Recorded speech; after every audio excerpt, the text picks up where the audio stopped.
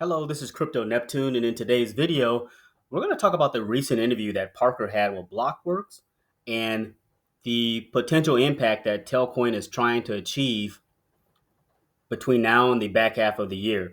So, what is next for Telcoin is what we're going to dive into in this video.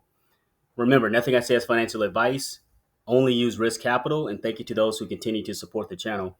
So, we're currently sitting at 0.005, so we established a nice little floor there, but we've been hovering right around zero zero 0.005 and down 4.25% over the last 24 hours. Now, the market cap is 469 million, which I feel has more room to run.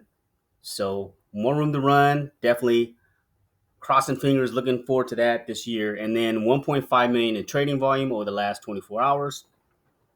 So, we will see how things go, but definitely we want to see that volume pick up because when volume picks up, price picks up, trading picks up. So let's see how that pans out for us. Now, getting into the interview with Parker, this was a great interview, and he dropped some great nuggets as far as what is next for Tailcoin. So we're gonna go ahead and roll the clip. It's about five. It's a 5 minute stretch that I want to hone in on, and definitely it raises some eyebrows. So let's go ahead and dive into it. Today. So it's very exciting. What's on your guys' schedule or roadmap the rest of this year? Like, what do you want to accomplish with Telcoin? What are you trying to get done? Any announcements or launches? What's exciting that people need to be aware of? Great question. A few areas. So across this vertical blockchain company, we have a bunch of different fund milestones. So the first one is this Telcoin Digital Asset Bank in Nebraska.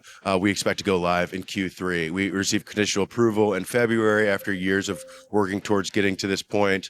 And so we're really excited after raising capital and fulfilling the other conditional requirements to get that live. And so that'll bring us to first regulated crypto bank issuer of stablecoins in the US. And then the next step is this global stablecoin architecture that we've been working on through our global subsidiary companies around the world.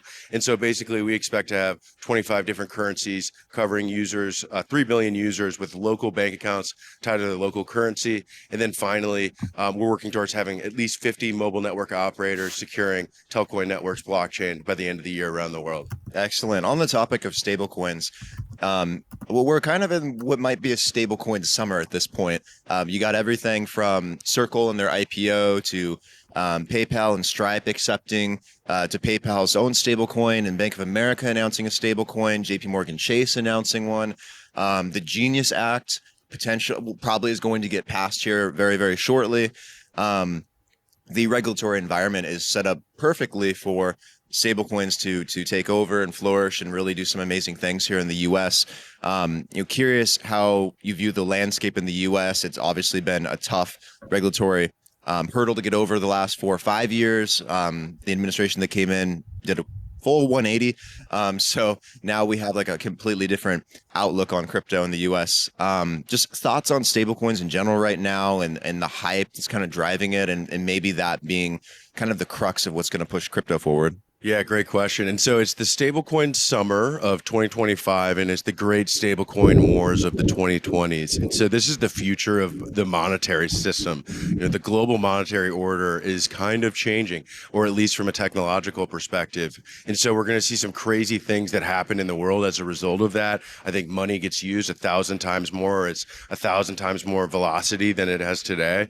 But yeah, so basically the way that we're looking at this whole stablecoin race or situation is we want to basically be the bank. We're seeing non-banks come into the space. And, for instance, there's an offshore provider that has 65% of this global stablecoin marketplace, wherein you can't go from your bank account into most of these products directly into a stablecoin and back. And so there is a big war in the US for banks to get on board and to make that happen. We think that for the most part, that is the largest banks that are already in trade finance. There's about 20 banks that control 80% of this $7 trillion daily market of trade finance, and we think that those will more than likely get into it. The rest of the 4,000 community banks, which is probably the most bipartisan area of the U.S. in terms of its political sphere, is we want to ensure the sustainability of community banks to offer products. And so we have developed this model wherein this legal model wherein we can actually latch on to existing state charter banks in 42 states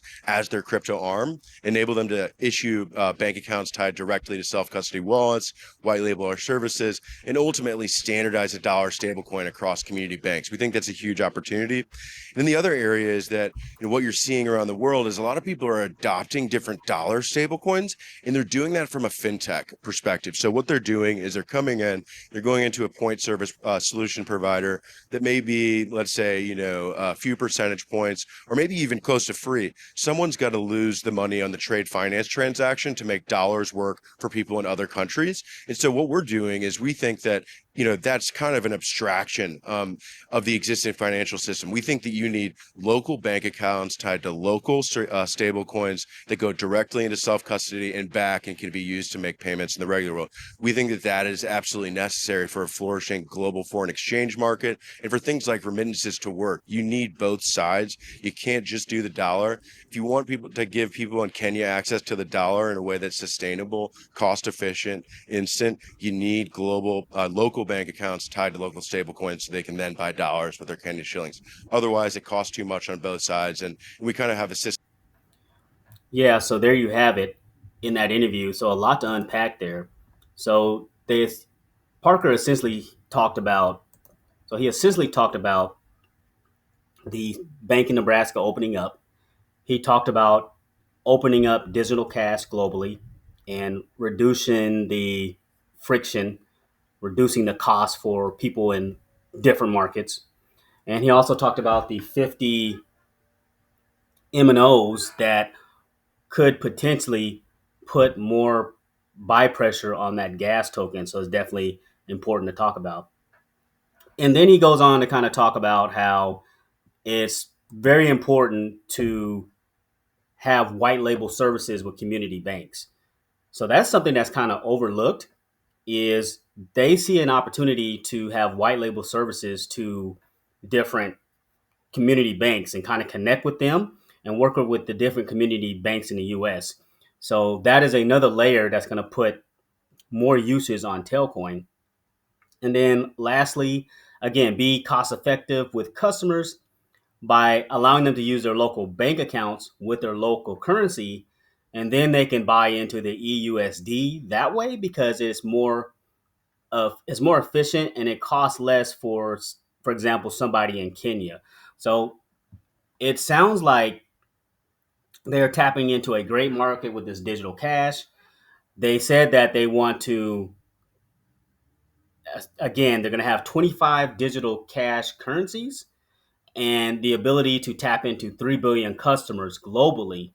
So this feels like a sleeping giant. I mean, the Telcoin team has thought this out to perfection. They really thought out this whole process of kind of what their niche is. And by combining blockchain technology with traditional payment or banking rails, this is an absolute game changer for them. So let's kind of keep an eye out on what's happening between now and the back half of the year. Does Telcoin pick up momentum? Does that does that lead to more partnerships? Only time will tell, but the roadmap is right there in front of you and it's kind of talking about what is next for Telcoin.